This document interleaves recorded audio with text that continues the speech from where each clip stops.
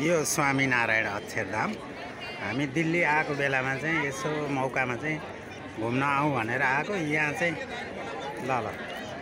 यहाँ चाहिँ भित्र चाहिँ भिडियो बनाउन पाइँदैन, त्यस भएर बाहिर कम्पाउन्डमै चाहिँ यसो भिडियो खिच्न लागेको। बहुत ठुलो छ अरे माइजू अनि सुन्दर भाइ, म केशव सर, हामी 4 जना आएको छौँ।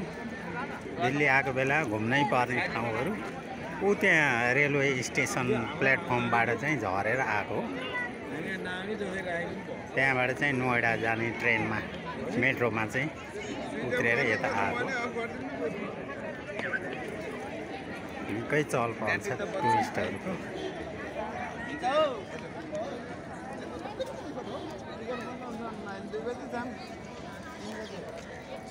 अब चाहिँ हामी गेटभित्र जाने बेला भएको छ।